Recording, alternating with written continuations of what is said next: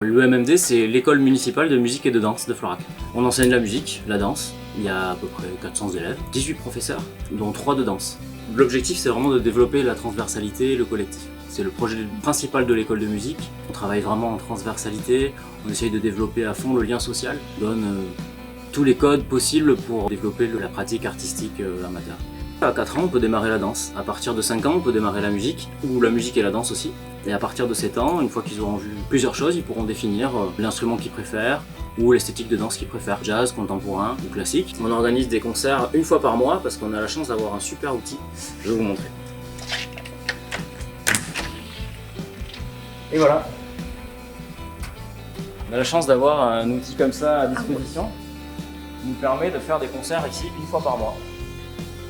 Ça permet aux élèves d'appréhender la scène et d'avoir un petit peu moins peur de la relation au public. Et dès qu'un élève est prêt, il se produit devant les copains, devant les parents. Voilà. Donc on appelle ça des scènes ouvertes. Et puis en plus, on fait aussi des concerts délocalisés. On arrive à pouvoir faire des concerts à la M270, à la médiathèque, par le biais de partenariats avec des artistes de la saison culturelle, masterclass, rencontres, pour amener vraiment l'artiste au cœur de la pédagogie. Vous pouvez récupérer tous les dossiers d'inscription sur le site internet de la ville, à la page EMMD, il y a tous les renseignements. Et puis vous pouvez aussi venir les récupérer directement sur site. Fabienne va vous présenter chaque discipline enseignée. Aurélie Claveur-Delorme, trapéziste sur le fil multisonore de ses percussions, elle ouvre les frontières de tout un monde cosmopolite. Vinciane Cotigny, le violoncelle au profond soupir a su la séduire. Elle transmet aujourd'hui sa musicalité irremplaçable. José Diez, belle de la Renaissance, baroque, romantique espagnole ou carioca, il connaît sur le bout des doigts tous les rôles de sa guitare classique. Catel Guillemin d'Esmergès, sa flûte traversière est une flûte enchantée qui dévoile avec grâce tous les secrets de la gamme.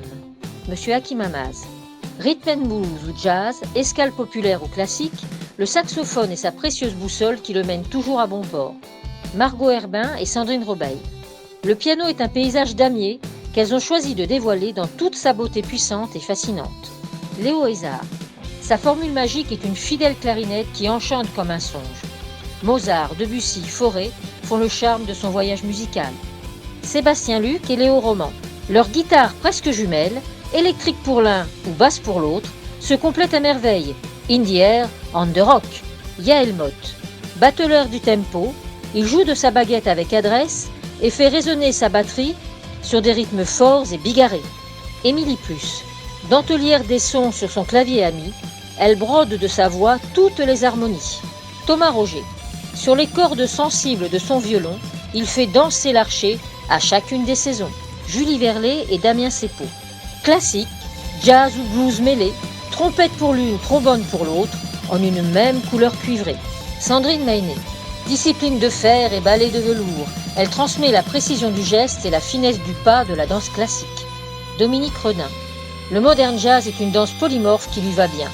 Elle exprime l'étendue de sa palette artistique avec une belle dynamique. Chloé Issambourg, la danse contemporaine et son champ de liberté créative, elle offre les clés corporelles de cet art intemporel.